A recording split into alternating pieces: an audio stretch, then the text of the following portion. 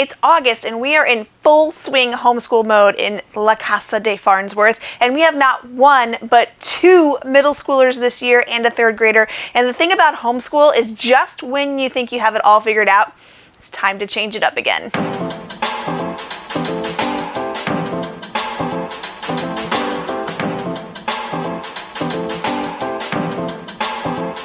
I cannot believe that we are on year 5 of road school. For those of you that don't know my story, my name is Kristen. My husband John is a travel nurse, and we have 3 kids and a dog, and we travel around the country here in our RV. We now have a toy hauler. I never pictured myself as a homeschool mom. I always thought that the friends that I had that did homeschool, I was like, that's great for them.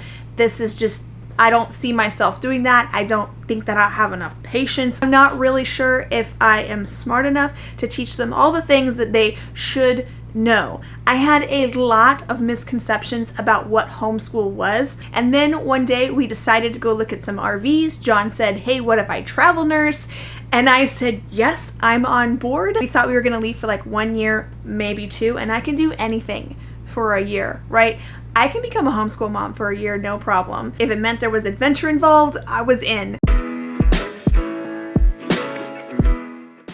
In today's video, I'm going to talk about what we've done in the past, what we're doing different this year, and some of the systems that we've put in place that are working for us, just to give you some ideas if you are homeschooling or road schooling this year also. Quick recap, the very first year that we did homeschool, we used a program called Easy Peasy All-in-One Homeschool. You can find our video up here about how we did that, and we largely followed the exact curriculum that was laid out. It's completely free, which I liked, and it had some structure, and it gave us a really good starting point. Every year since then, we have altered, refined, revised what our homeschool plan looks like that year, and I've come to realize that this is not only normal, but it's actually essential to keep changing and evolving as your family's needs change and evolve. Last year, we switched to a program called Time for Learning, and this took us away from the workbooks and onto a platform that was strictly online. So this was completely different for the kids. We kind of did a 180 on them. And the reason I like this is because it allowed my older kids to be a little bit more independent, and I could tailor it to what grade levels that they were working on by subject, not just as a whole, which was really helpful. I'm going to put the link down below in the description so you can check it out.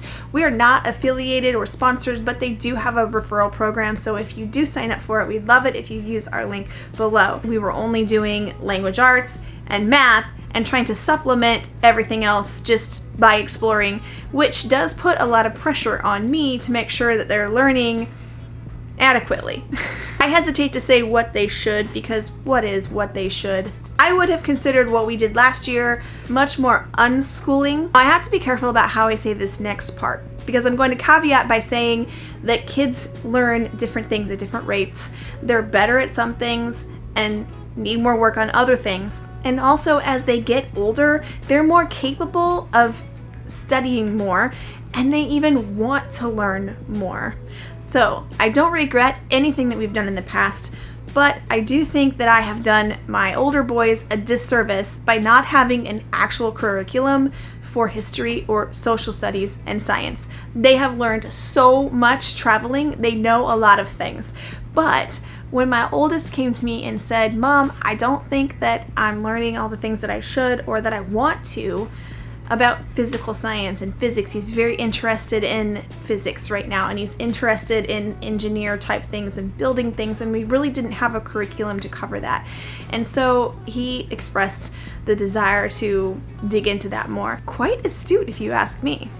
And I noticed when we visited some of the historic museums on our way up here to Massachusetts that there was a lot of holes in what they knew, which I think is totally normal.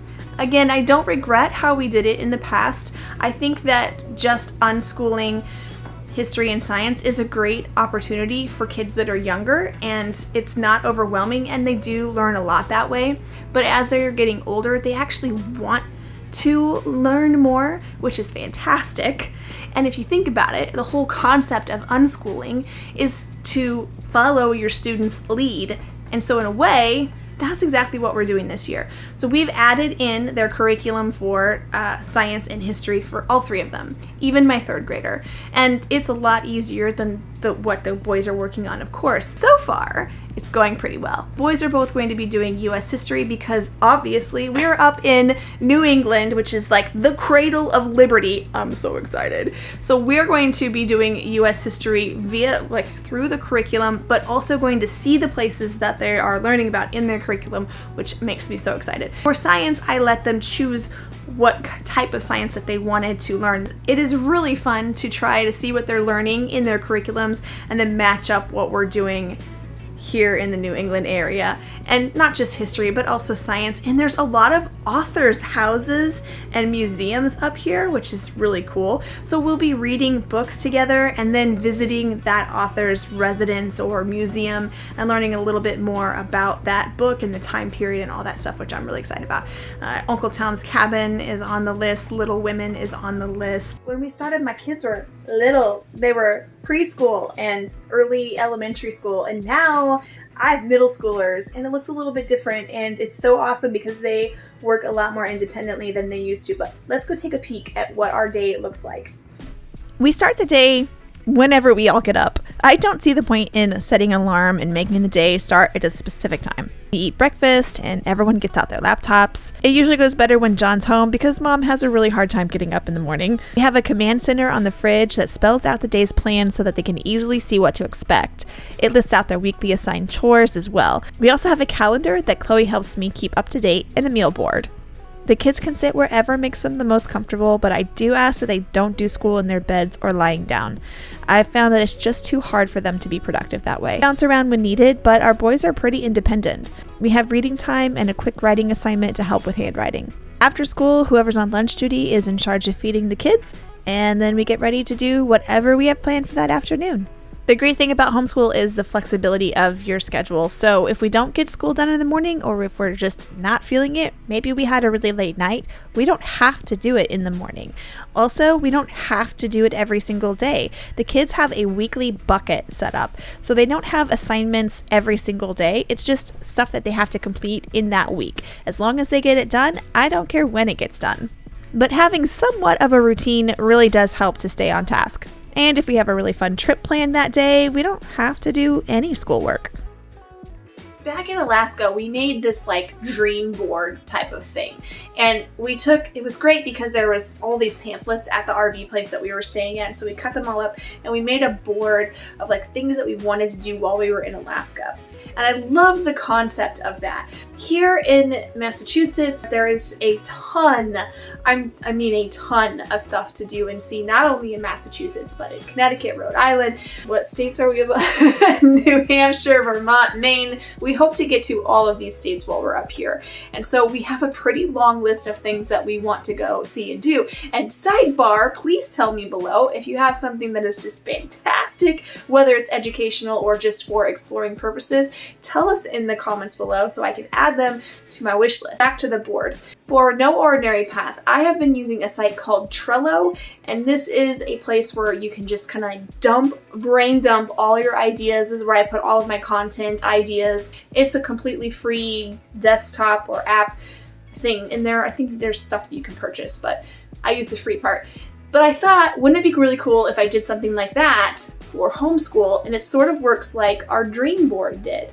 So what I've done is I've gone in here and you can create lists. So I have a list of things for history, a list of things for science, and then reading and writing, not only places to visit, but just activities. And then exploring, which is just for fun things to do. Biking, hiking, Jeep riding, all those kinds of things.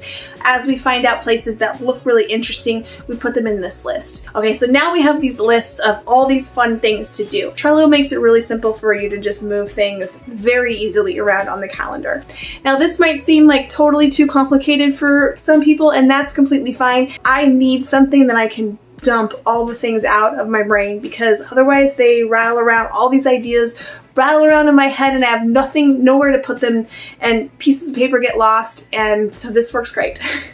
The other tool I'm going to talk about, and another big change with having middle schoolers, is that I feel like that my boys all three of my kids really are of an age that they can help around the house a lot more than they have been in the past. And while I've never been a huge allowance proponent, I think that works really well for us in this stage where we're at right now. So we are trying out Greenlight. Greenlight is a debit card for kids, but it's a little bit more than just a debit card for kids. The way it works is the parents, you have a parent account and you fund your parent account, and then you're able to move money to your kids' accounts, and they each have their own debit card that they can use to buy things, souvenirs. They can shop on Amazon with their money. It is an actual debit card for each of the kids, and every time they get paid, they also, a portion of that goes into a savings account where they can set savings goals. So it's teaching them how to kind of manage their money, and it's also allowing them to work and earn some extra spending cash, which they haven't had an opportunity to do before. So we are paying them to complete their school in a week. Lucky them.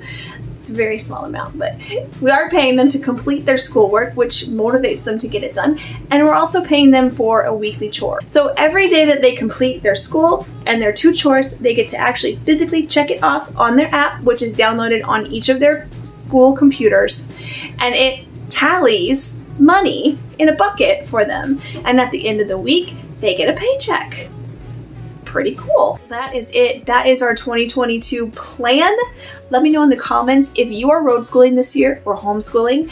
If this is your first year, let me know. I would love to encourage you. We have some more resources for homeschool, things that we've done in the past, and some other ideas on our website, on our Road School page. So make sure to check that out. Let me know your questions in the comments. I would love to answer them. Reach out to me, email me. I would love to help you out because starting is the hardest part. Once you get going, you got this. Thanks for watching. We'll see you out there.